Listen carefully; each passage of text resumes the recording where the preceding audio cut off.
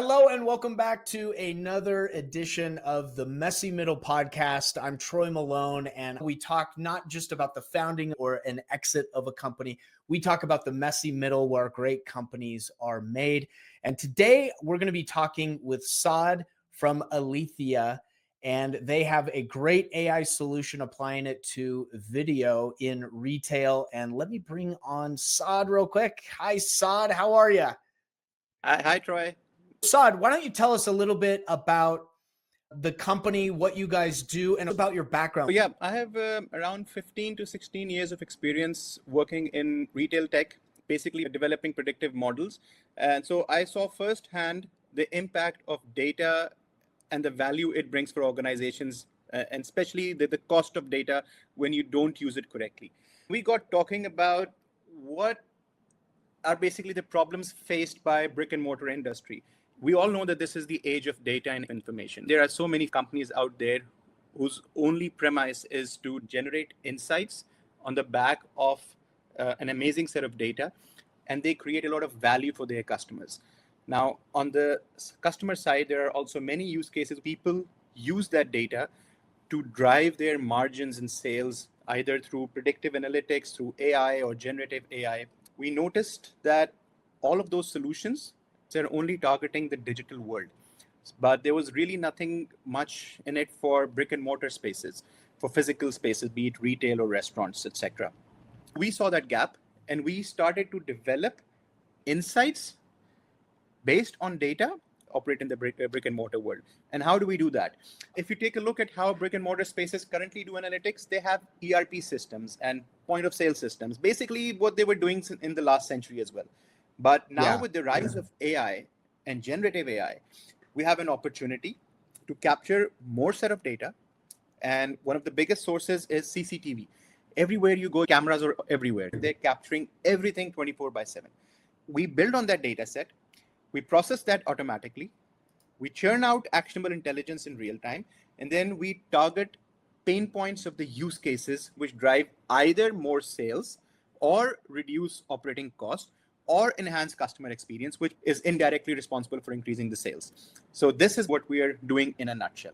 That is tremendous because that video data has never really been able to be harnessed in the ways that you are. But it sounds to me like what you're doing is layering your AI-based software over this video data and now pulling out business intelligence that people can take action on.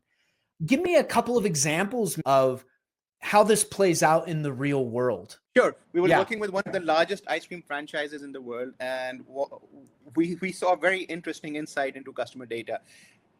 At particular times of the day, there was not much traffic inside the store, but there was traffic of a particular demographic outside the store.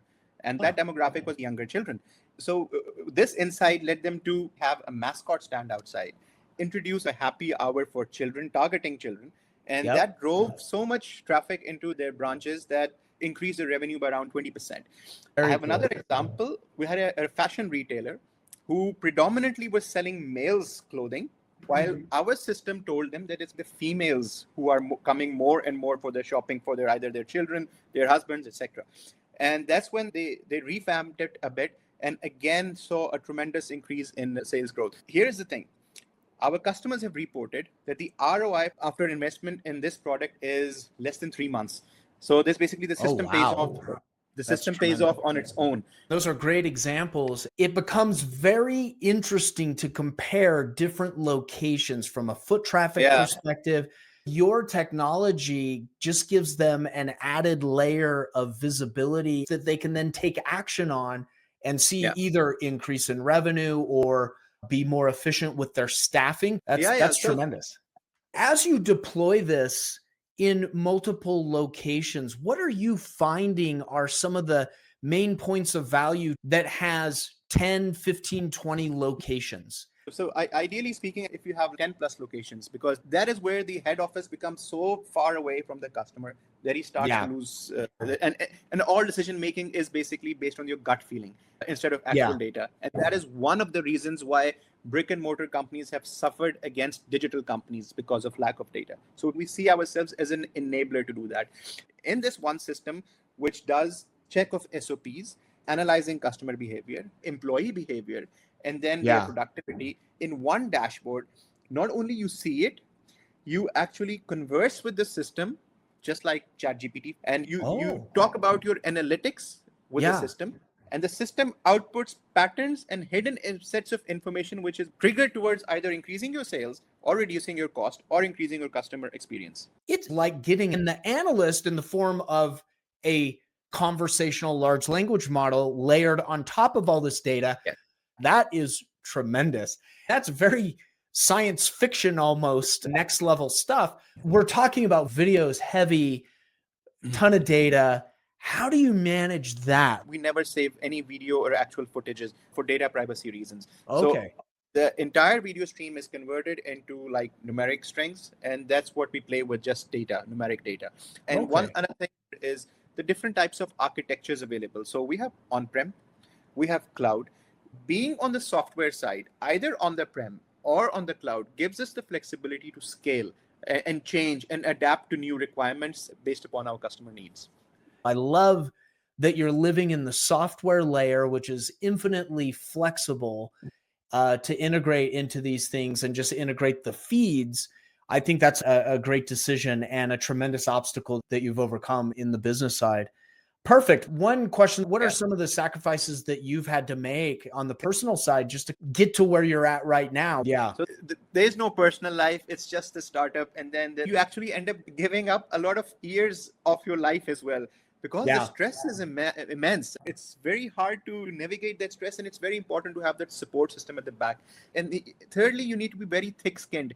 Your ego takes a very low position as well, because you need to pitch to everyone, to investors, to customers, to employees. You're always selling, and not everyone buys. Your ego tends to take a very big hit as well. I couldn't agree more. You've put it perfectly as to what most all entrepreneurs are dealing with. It's the stress, and it's always pitching and convincing. Yeah.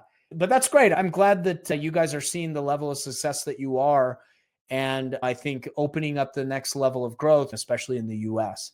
Thanks for spending time with me on the podcast today. This has been very informative, great to learn about what you're doing and how you're delivering value. It's absolutely necessary and helping a lot of retailers. So kudos to you on that.